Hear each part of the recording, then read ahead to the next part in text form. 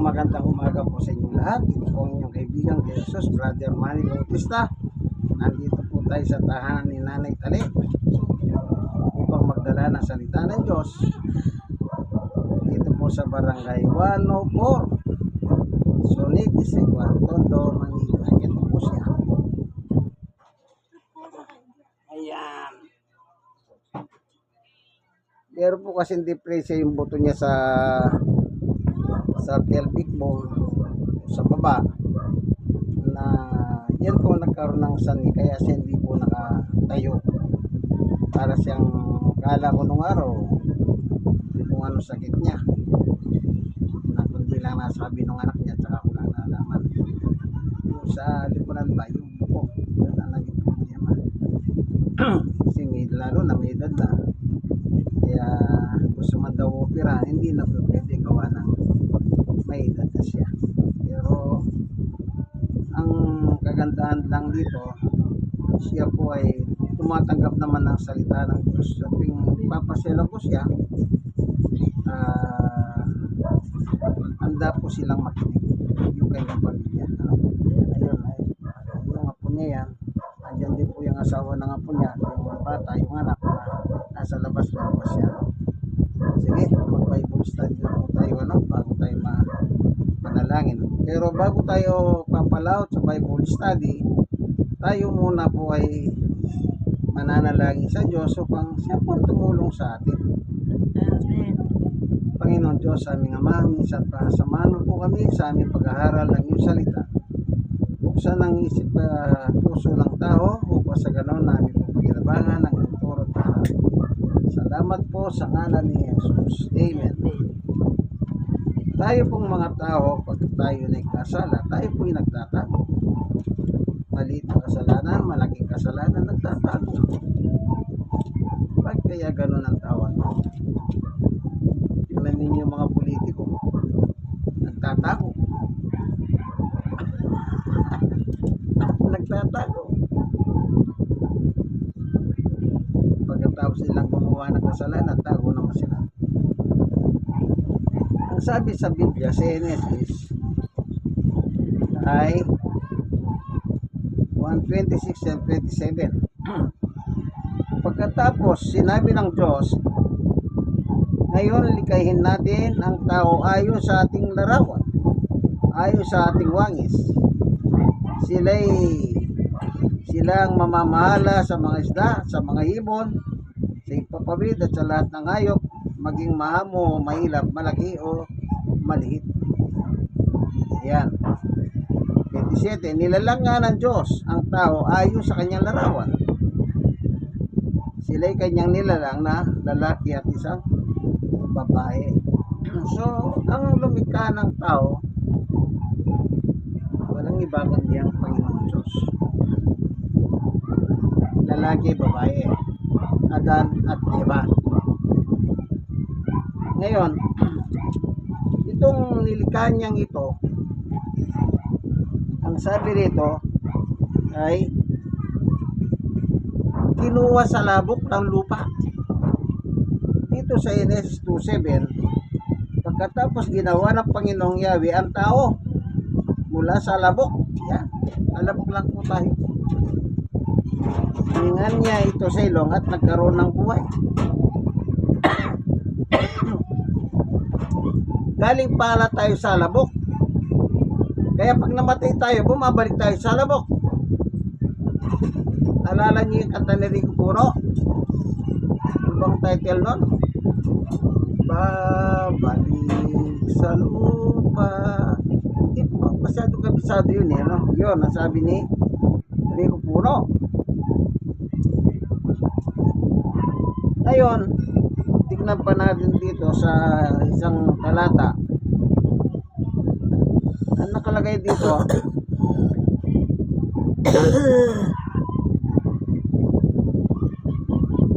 sabi sa 3:17,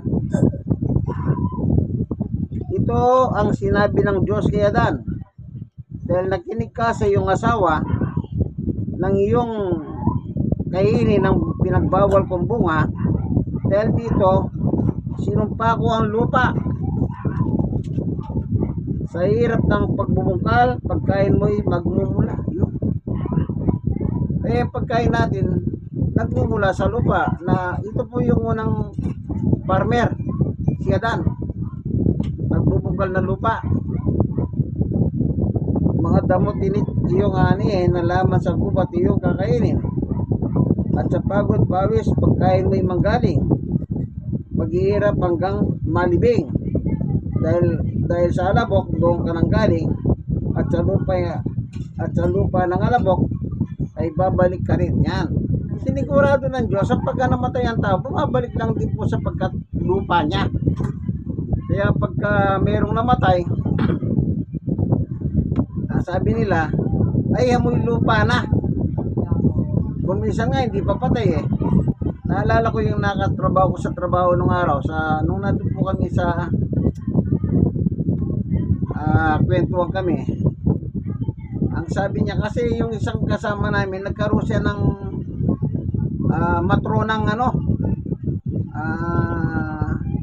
sabihin na nating pinagpipirahan lang.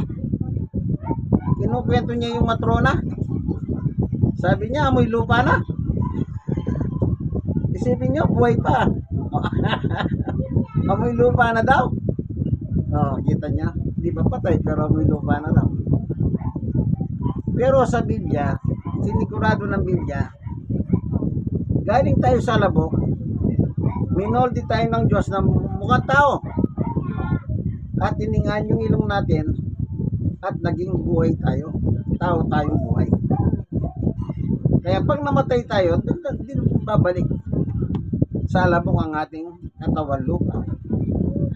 Pero yung buhay na nasa atin, yun ay babalik sa Diyos upang tumanggap ng hatol sa Kanya. Tandaan nyo po yan. Ginawa lang tayo ng Diyos. Ngayon, ang sinabi ng Diyos, ganito ang sabi ni Apostol Pablo, dapat ang pamumuhay natin ganito. Basahin po natin dito. Meron sinabi si Pablo eh. Efeso chapter 2 verse 10. Sabi niya, kung ano tayo ngayon ay gawa ng Diyos. Tama naman, ng Diyos ang gumawa sa atin eh. Sabi nga sa Ines mula sa alabok. At sa pagkikipag-isa natin kay Kristo, inilikha niya tayo para sa mabubuting gawa na inihandaan niya nung una pa man upang gawin natin yun. Binigyan tayo ng batas, gumawa tayo ng mabuti. Yun ang binigay na batas ng Diyos, gumawa ng mabuti. Hindi sinabi ng Diyos, gumawa ka ng masama. Ay ginawa ng tao, imbis na sundin ng Diyos, hindi po sinunod ng Diyos. Yung sinabi ni Pablo na inanda tayo sa mabubuting gawa, hindi ginawa ng tao yan. Ang ginawa ng tao, yung magustuhan ng tao, yun ang ginagawa niya, hindi yung gusto ng Diyos. So, yan din po nangyari kay Adan. Tingnan niyo po balik tayo kay Adan. Dati, sa panahon ni Adan, ang Diyos at si Adan, nagkakaugnayan po sila. Pero, ang nangyari, ito. Ang sabi sa Biblia,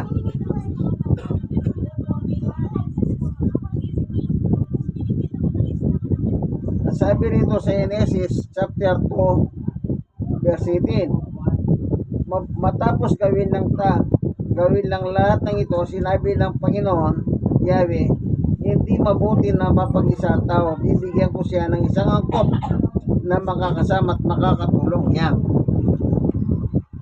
Ang kasama po ni Adan noon ay mga hayop.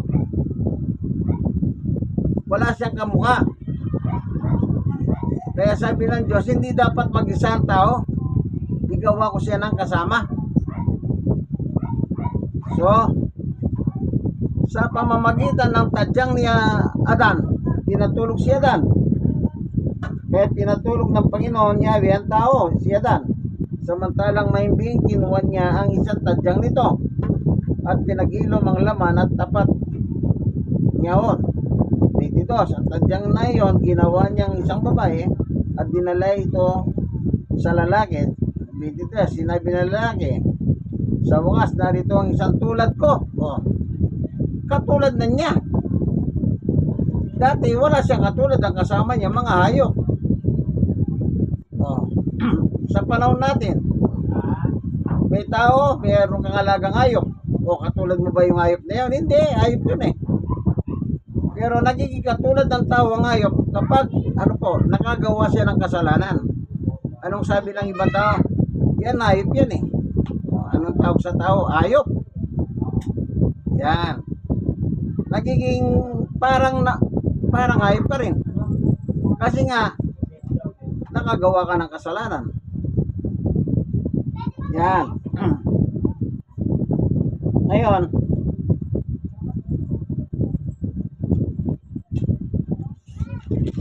tuloy tayo dito sa verse sa 8. Nang dapit hapon, narinig niyang naglalakad sa alamanan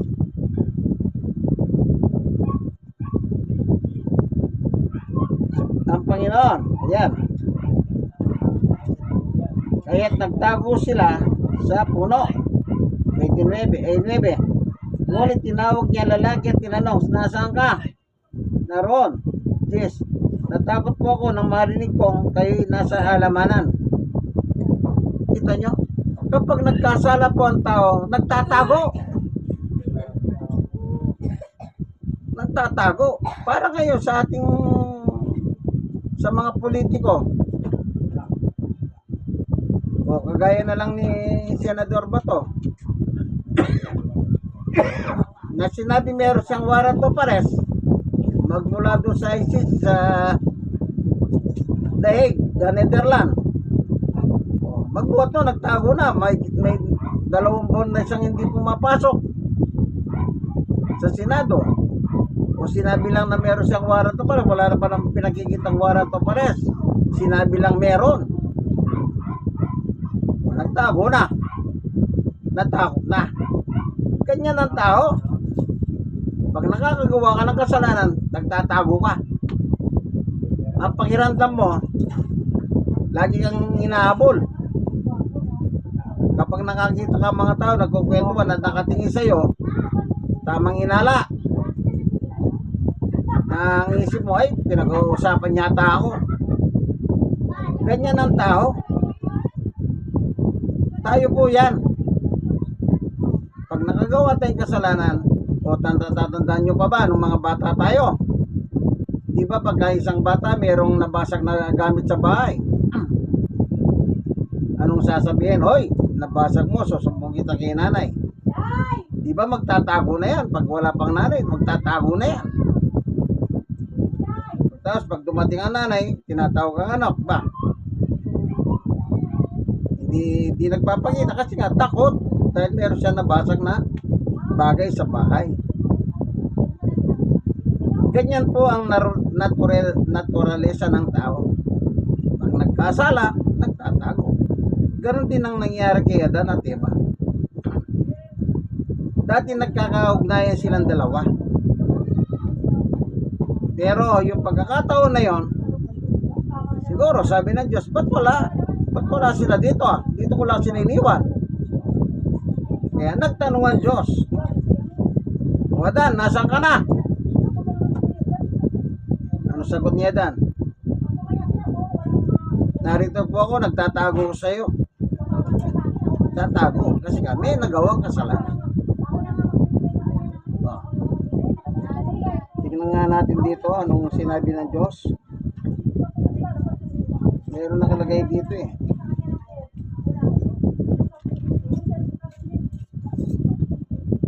Ano? Dito pa rin sa Genesis. Sabi,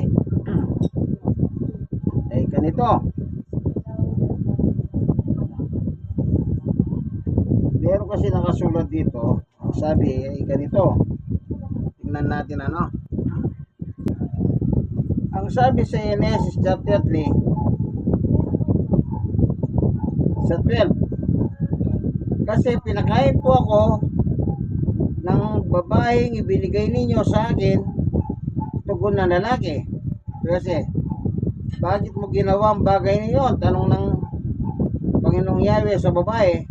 Mangyari po, nalinlang ako ng ahas, kaya ako natukso kumain. Sagot naman niya. Yan. Yung pinagbabawal na bunga ng punong kahoy sa gitna ng halamanan, sabi ng Diyos, lahat ng bunga dyan makakain ninyo. Maliban doon sa isang puno, yung nasa gitna, huwag yung kakainin niya. Nandun po si Satanas, kinausap si Eva, na natukso ang Eva, na kinain yung bunga at pinakain din po si Adan.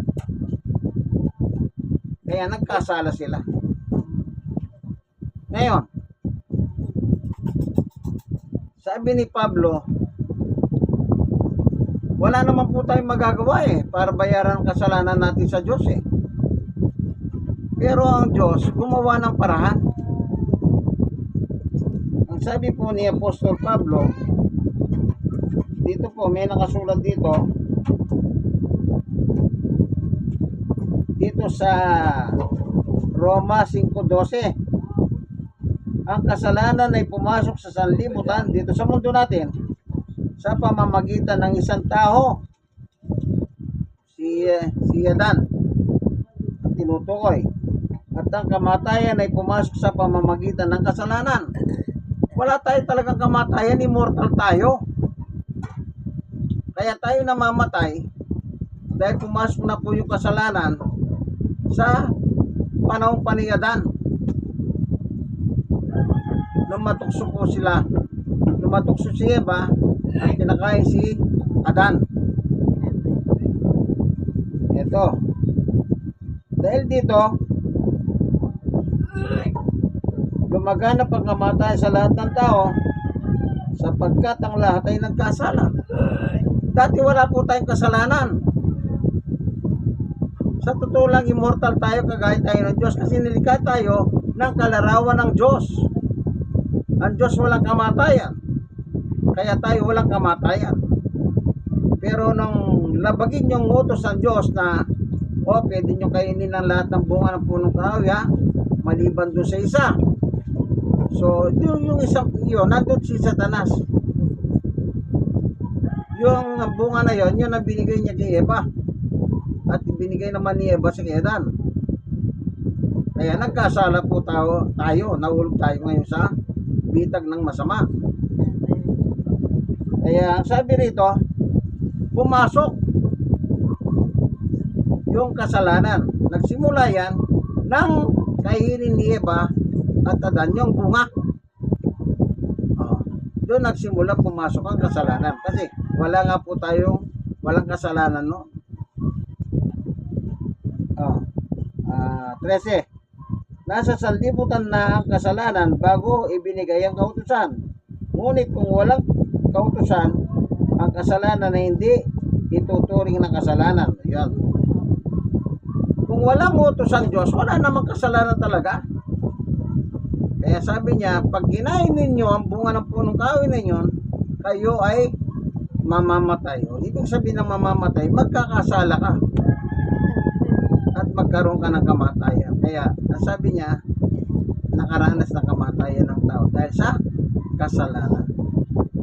So, paano natin babayaran yung kasalanan? So, ang ginawa ng Diyos, pinadala si Jesus sa lupa. Siya po ang nagsakripisyo sa ibabaw ng krus para matubos ang ating kasalanan. Ano lang ang gagawin natin? Tanggapin natin si Jesus sa ating buhay. Ganun lang po naman ang parahan ng Diyos. Ang sabi sa 1:16, sasampalataya tayo sa kanyang anak na si Jesus para magkaroon tayo ng buhay na walang hanggan. Kita nyo? Pero pag hindi ka sasampalataya, ay mananatili ka na sa kasalanan ka, kaibigan. At pag nasa kasalanan ka, Yun ang hindi maganda.